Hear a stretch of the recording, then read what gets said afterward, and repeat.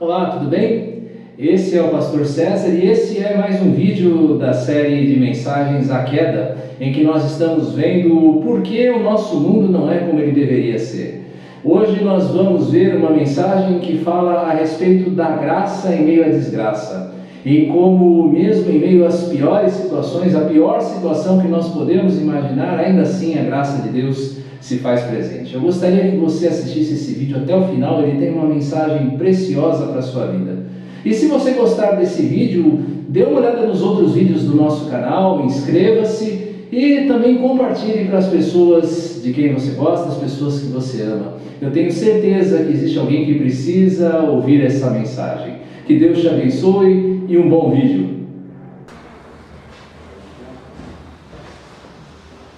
Eu assisti a um documentário nessa semana sobre uma das minhas cantoras favoritas, Nina Simone. Nina Simone foi uma grande cantora de jazz, de blues, nos Estados Unidos. Faleceu em 2003, salvo engano. Era dona de uma voz única. Não existe qualquer outra voz, a meu ver, na minha opinião, como a de Nina Simone. Depois, se você não a conhece, procure na internet, procure no YouTube, certamente você vai se deliciar com a voz dessa mulher, uma voz realmente divina. Mas eu conheci há pouco da vida dela, e a verdade é que Nina Simone foi uma militante dos movimentos dos direitos civis nos Estados Unidos, mas diferentemente do Martin Luther King, que foi talvez o nome mais conhecido desse movimento, ela era adepta da revolução mesmo. Ela acreditava que os negros deveriam pegar em armas e partir para cima dos brancos opressores, por assim dizer. Na vida familiar, uma vida totalmente destruída, deixou o marido, deixou a filha, foi morar na Europa, depois a filha foi morar na Europa, mas ela abandonava a menina. Uma vida realmente complicada. E aí a gente pergunta como é que Deus ele permite tal dom, tal beleza em alguém tão quebrado, em alguém tão degenerado. Essa mesma pergunta fica quando você assiste um filme chamado Amadeus, Oscar de melhor filme de 1984, salvo engano, baseado numa peça teatral do Peter Shaffer, contando a história de Mozart. E é muito significativo que a história conta os anos de Mozart na corte do imperador da Áustria, e ali ele era uma ameaça ao compositor titular Antonio Salieri. Salieri era tremendamente invejoso da capacidade musical de Mozart.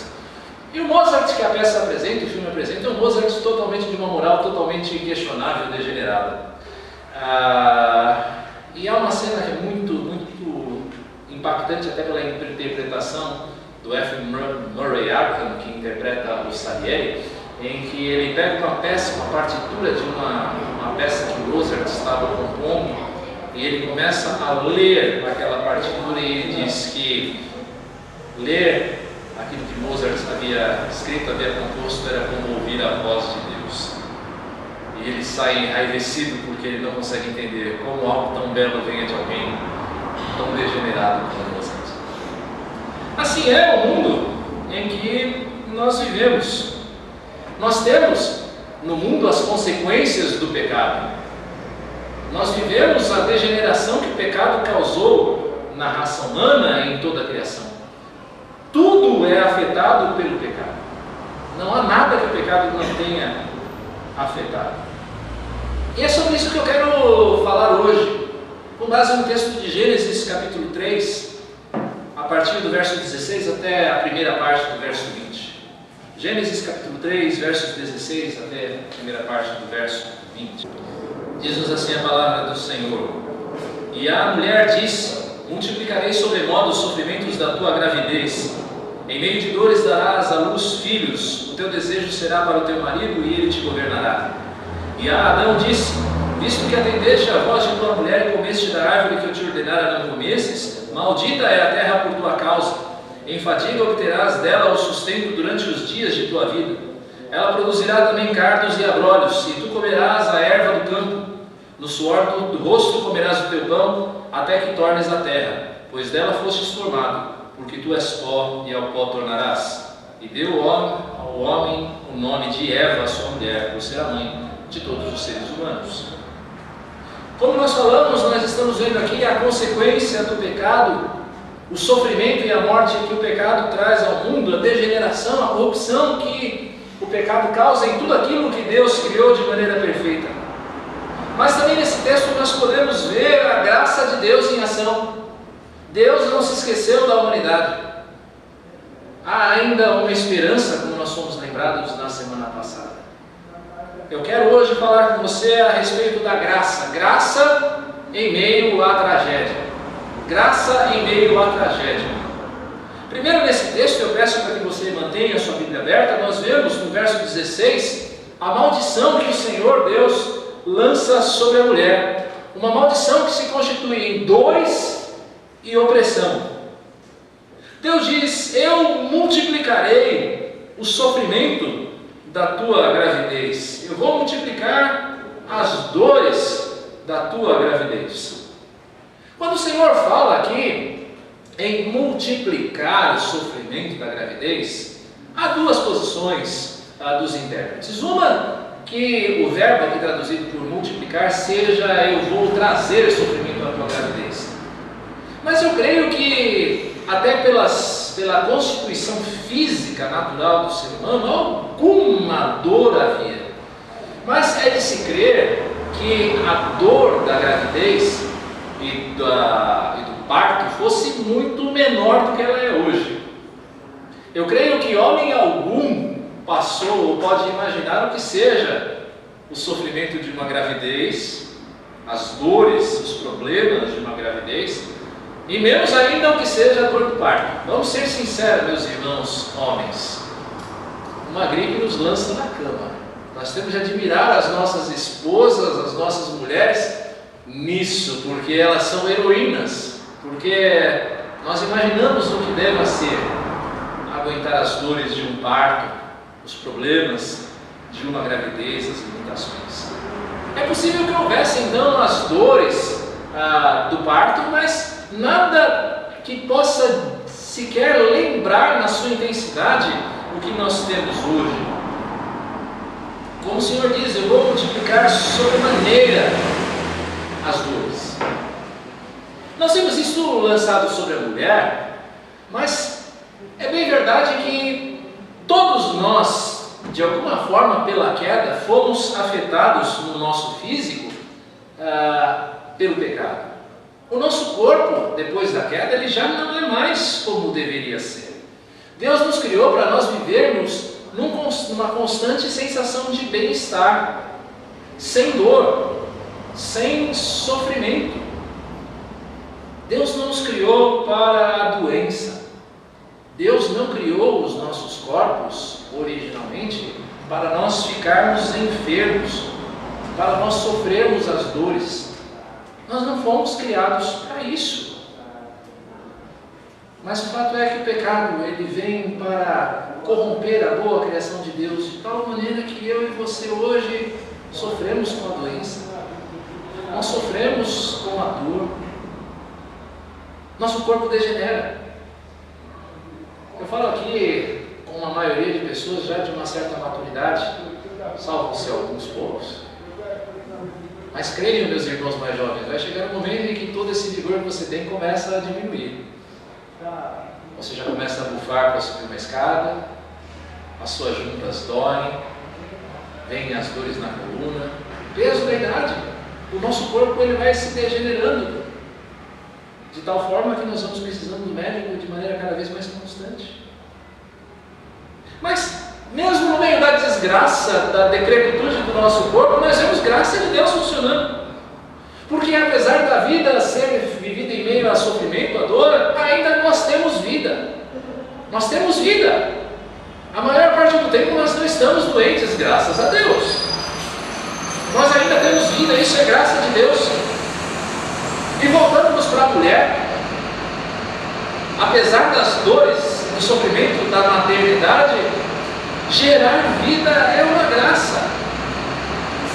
Quantas de vocês, minhas irmãs que já foram mães, já não disseram uma frase: olha, foi duro, foi doído, o parto foi difícil, eu sofri ainda mesmo no parto, foram 9 meses complicados da minha vida, mas quando eu vi aquela carinha bonitinha, quando eu ouvi aquele primeiro choro, graça, graça em meio à desgraça. Eu lembro de mim quando vi o Otávio nascendo, Marcela meio grogue ali na mesa de parto, mas eu vi aquela carinha bonitinha e vale a pena, é graça. A graça de Deus está presente mesmo em meio à desgraça. Apesar do pecado ter corrompido a nossa vida, nós continuamos a crescer e multiplicar. O homem continua a gerar vida. Isso é graça. Graça em meio à desgraça. A mulher, ainda estou falando do verso 16, a mulher foi criada originalmente para ser parceira do homem. Ela foi criada para viver uma parceria, para nós estabelecermos uns com os outros uma parceria de vida que nos leve ao progresso comum do casal, da família e da sociedade. Mas olhando para a narrativa da queda, nós vemos que Eva, ela suplantou Deus no coração de Adão. Adão deu ouvidos à voz de Eva e não à voz de Deus. Ela suplantou, ela tomou o lugar de Deus no coração de Adão. E a consequência veio, porque agora ela seria colocada sujeita a ele. Como ela havia tentado se colocar acima dele, agora ela vai ser colocada abaixo. Deixa-me explicar isso. Antes da queda, a mulher ainda assim devia submissão ao homem. Mas essa submissão seria, se as coisas tivessem permanecidas da maneira como foram criadas, uma submissão suave, sem questionamento, uma submissão que vem do compartilhar de funções na vida, não de importância, não de hierarquia. Esse é o plano original de Deus. Nós nos serviríamos mutuamente. Mas depois do pecado, o que nós vemos nessa relação homem e mulher e na relação do homem com o seu semelhante é a opressão e dependência. Diz o texto: teu desejo será para o teu marido. O texto aqui não se refere a desejo sexual.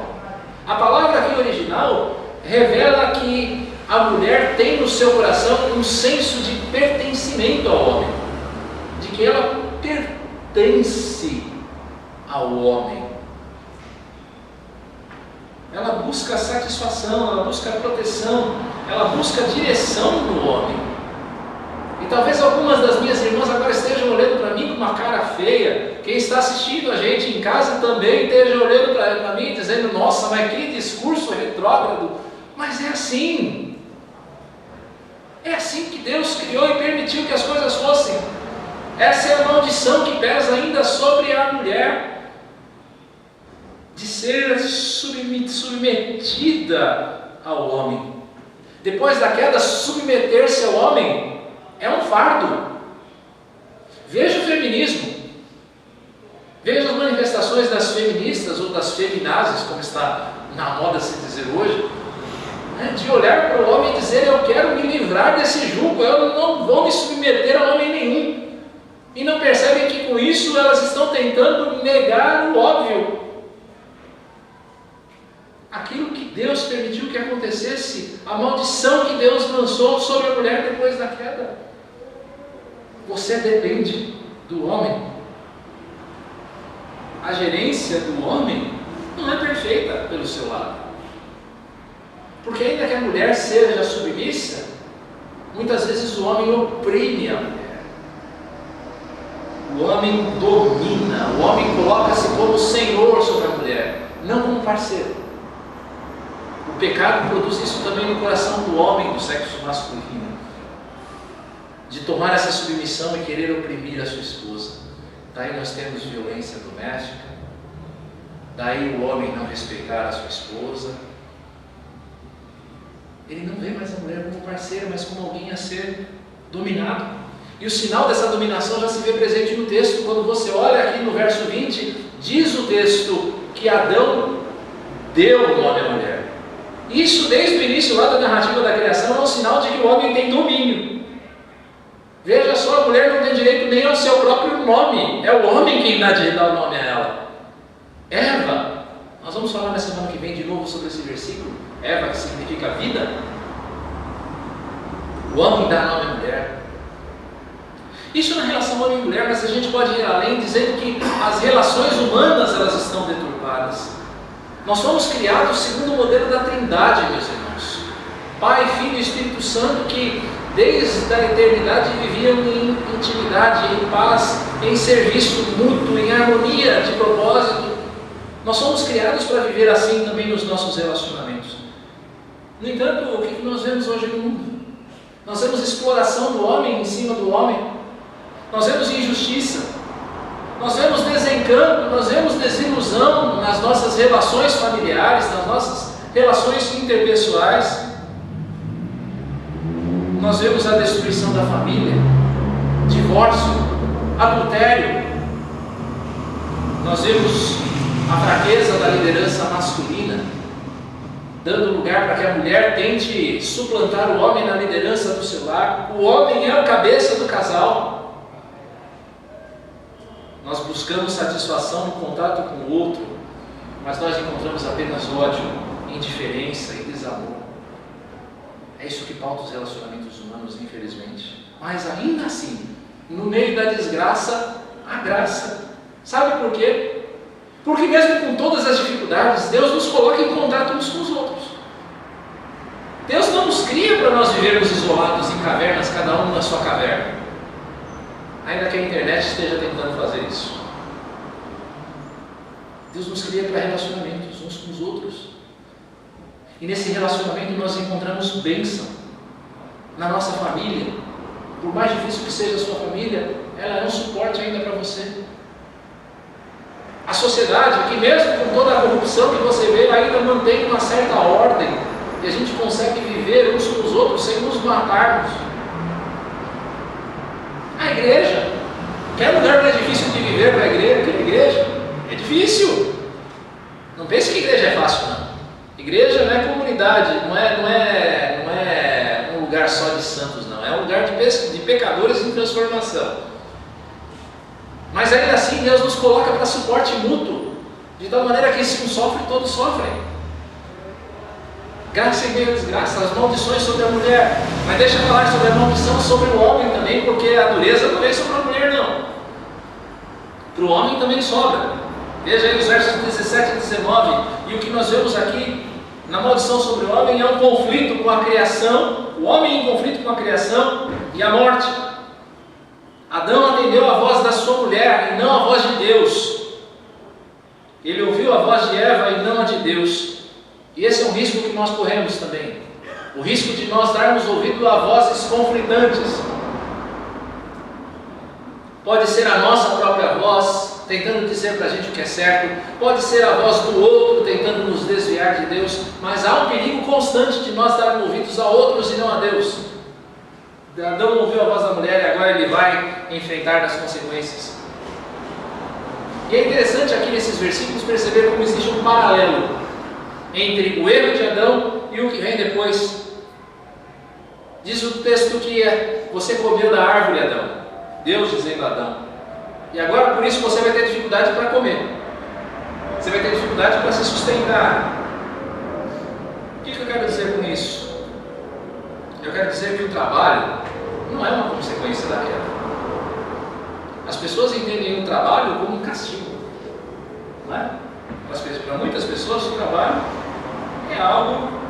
é um castigo. Daí porque acontecer aquilo que a gente conhece como a maldição do fim do Fantástico. Já ouviu disso? Quando toca a musiquinha lá do encerramento do Fantástico, começa a cair aquela depressão, porque você sabe que a segunda-feira vem aí.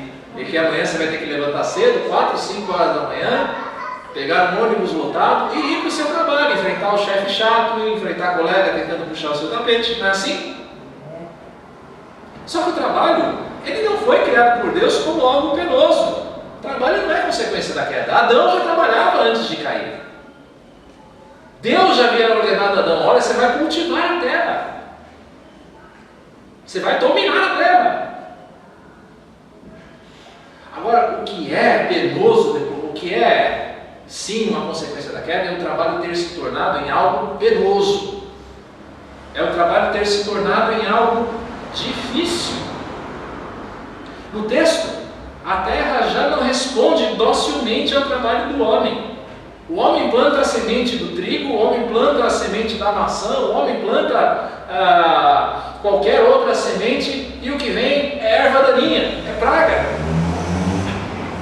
A terra já não vai responder mais docilmente ao homem. O homem vai ter realmente que colocar o cabresto na terra para poder comer. Obter o sustento já se tornou algo difícil aqui. Daí porque nós olhamos para o nosso tempo e nós vemos, por exemplo, a economia em crise. A economia é a ciência que cuida da escassez de recursos. Como é que você administra a escassez? E aí você vê essa economia em crise. Por quê? Porque o recurso não dá mais para todo mundo. Nós vemos o desemprego, nós vemos as relações no trabalho conflituosas, dificuldade de patrão, de empregado, de empregado. Nós vemos o avanço da ciência, o avanço da medicina também em passos lentos. Por quê? Porque obter respostas da natureza torna-se algo muito mais difícil, muito mais problemático. O trabalho se torna difícil. Além disso, a gente vê uma natureza em convulsão contra o ser humano. Nós citamos hoje Romanos 8 aqui na liturgia. Nós lemos Romanos 8 na liturgia. É a natureza que está em convulsão. E ela em convulsão com o ser humano. Você sabe de onde vêm as catástrofes naturais?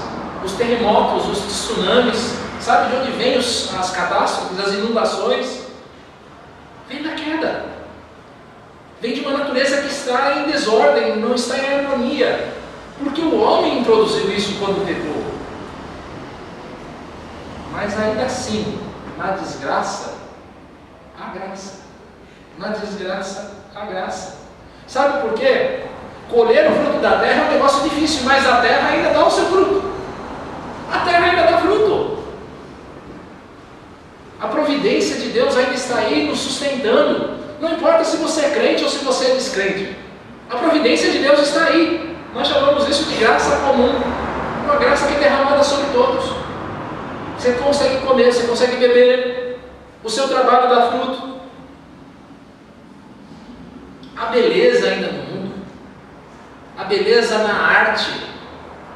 A beleza na ciência. Excelência na ciência. A tecnologia, a medicina continuam a progredir. Você vai descobrindo novas curas para as doenças todo dia. Tratamentos novos todos os dias. Nós prosseguimos ainda assim, apesar da desgraça da queda, em dominar a terra. O homem continua a dominar a terra todos os dias. E ainda assim, nesse texto, a gente vê a grande maldição, a morte. Diz o texto: você é pó, e para o pó você vai voltar. Você vai viver com dificuldade todos os dias da sua vida, e vai chegar um dia que a sua vida vai ter fim e você vai voltar para o pó. Há aqui nessa declaração do Senhor uma ironia, na verdade. Por quê? Porque o homem, ele desejou ser igual a Deus.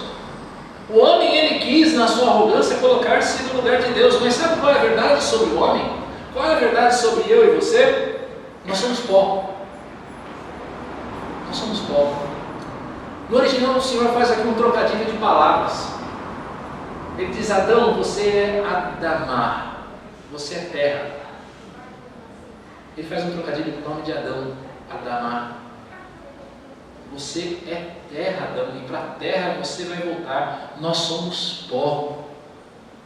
Deus, ele humilha a arrogância humana. O homem se sente soberbo, o homem se sente limitado, o homem pensa que pode todas as coisas, mas diz o Salmo 2,4 que Deus, ele olha para o homem lá do céu e ele se ri do homem.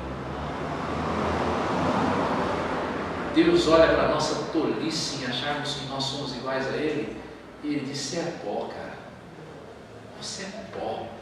E para o pó um dia você vai retornar. Desde então o homem passou a sofrer com a morte.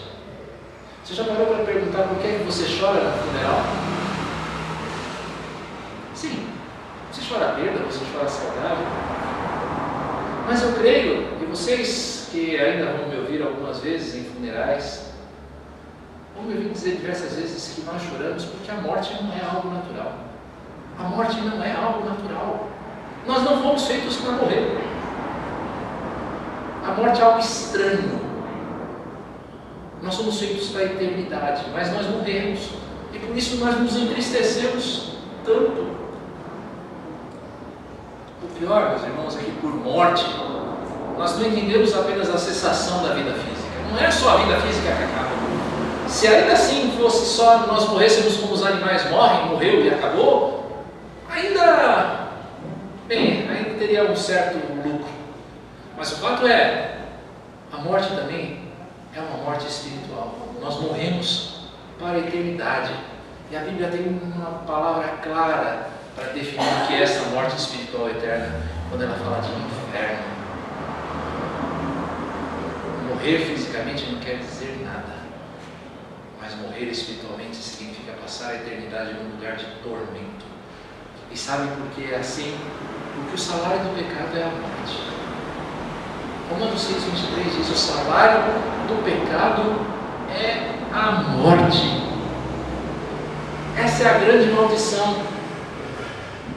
Mas se há a grande maldição, há também a grande graça. Sabe por quê? Porque Romanos 6,23 não para em dizer que o salário do pecado é a morte.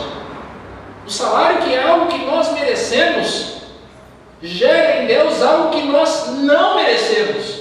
Você se lembra do final de Romanos 6,23? O salário do pecado é a morte, mas tem um mas aí. O dom gratuito de Deus é a vida eterna em Cristo Jesus. E é aí que eu vou para a minha conclusão. O pecado, ele afetou tudo que existe. Não existe na esfera da natureza que não tenha sido corrompido. Mas em Cristo, que é a semente da mulher, como nós vimos na semana passada, reside a nossa esperança. Abra, por favor, a sua Bíblia em Apocalipse 21:5. Eu quero ler esse texto com você. Apocalipse 21:5. Cristo, que é a nossa esperança. Leamos juntos Apocalipse 21:5. E aquele que está sentado no trono disse: eis que faço novas todas as coisas. E acrescentou: escreve, porque essas palavras são fiéis e verdadeiras. Que coisas Cristo faz novas? Ele faz só você novo?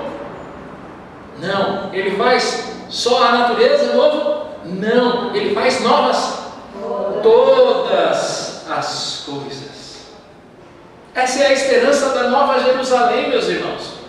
Esse texto aqui, Cristo está descrevendo para nós o que é a Nova Jerusalém, a cidade eterna que vai vir junto com Ele quando Ele voltar, cidade que foi comprada pelo sangue do Cordeiro, cidade que é essa descrita com um verso que é o meu preferido, que é o verso mais lindo da Bíblia, que é o verso 4, que diz: e lhes enxugará dos olhos toda lágrima, e a morte já não existirá, já não haverá luto, nem pranto, nem dor, porque as primeiras coisas passaram. Sabe esse mundo de sofrimento que você vive agora? Passou. Sabe as dores de parto? Passaram. Sabe as dificuldades do trabalho? Passaram. Eu acredito que você vai trabalhar por toda a eternidade. Eu espero que você tome isso como uma boa notícia. Você vai continuar trabalhando, cara. Você vai continuar trabalhando, meu irmão, mas sem pena, com alegria.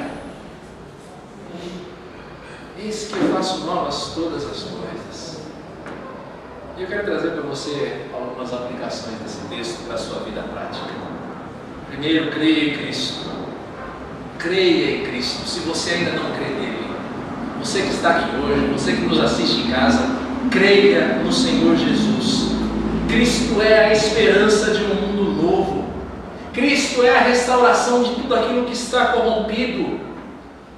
A reforma vem aí. A reforma de todas as coisas vem aí. Creia em Cristo para que você desfrute dessa reforma. Segundo, veja a vida com positividade. Veja a vida de uma maneira positiva. Eu quero dizer para você que nem tudo nesse mundo é escuro, nem tudo é trevas nesse mundo. Nós vivemos nesse mundo, nesse misto de alegria e tristeza. Todo dia você vai viver nisso, alegria e tristeza, beleza e feiura, sofrimento e bênção. Você vai viver isso todos os dias da sua vida. E a nossa tendência natural é nós nos deprimirmos diante das dificuldades. Nós começarmos a ver apenas o lado escuro da vida, mas a verdade é, não veja apenas o lado escuro, veja as bênçãos que você tem todo dia. Veja que dia bonito amanheceu. Veja a alegria que você tem com seus filhos, com seu marido, com a sua família, ainda que imperfeitos. Veja as bênçãos materiais que você tem, veja a saúde que você tem. Viva a vida com positividade. Terceiro, lute para que o mundo de hoje seja um pouco mais parecido com aquele que virá. Nós temos de lutar para que o nosso mundo, para influenciar o nosso mundo, de tal maneira que o nosso mundo seja mais parecido com a Jerusalém Celeste. É claro, a gente nunca vai chegar nisso de maneira perfeita, tá? Você precisa saber disso. Existem algumas correntes aí, algumas igrejas que acham que podem mudar o mundo e fazer o céu aqui. Não podem. Nós sempre vamos ter de lutar nessa ordem com o pecado. Agora, nós podemos tornar o nosso mundo um pouquinho melhor. Você pode fazer isso a partir da sua casa, no seu carro. Há coisas práticas a fazer. Quem sabe aprender a reciclar seu lixo? Quem sabe, na medida do possível, usar menos o seu carro, usar menos o seu veículo? Trabalhar com mais afinco? Quem sabe? Ajudar aquele que é necessitado? Nós temos de lutar para fazer o nosso mundo mais parecido com a Jerusalém Celeste, para reverter as consequências da queda ainda hoje. É possível fazer algumas coisas, fazer a vida dos outros um pouco melhor, a nossa vida um pouco melhor. Nós, igreja, devemos ser agentes de um mundo novo. Nós devemos ser a vitrine de um novo padrão, que é segundo Deus. Sabe qual é o meu sonho para a igreja do Imirim? Meu sonho para a igreja do Imirim não é que essa seja uma igreja gigantesca. Se ela for assim, tanto melhor. Deus seja louvado. Que nós tenhamos 400, 500 membros. Deus seja louvado. Que um dia na minha velhice eu venho aqui e vejo essa igreja assim abarrotada. Não essa, mas o lugar para onde Deus vai nos levar é abarrotado. Deus seja louvado nisso. Mas sabe qual é o meu desejo maior? É que essa igreja ela seja influente nesse bairro. E influente não no sentido, poxa, olha lá o pastor, que cara legal. Não! Que essa igreja seja influente em tornar esse bairro melhor. Fazer o Chora Menino um bairro melhor para se viver. Para as pessoas que estão aqui em volta. Colaborando na harmonia das famílias. Esse é o meu sonho para essa igreja. Vamos lutar para fazer desse mundo um mundo melhor. Por último, console-se na esperança de que um dia não vai haver mais choro, nem sofrimento, nem morte. Console-se nessa esperança. Olhar para Jerusalém Celeste é um grande consolo para o nosso coração em dias difíceis.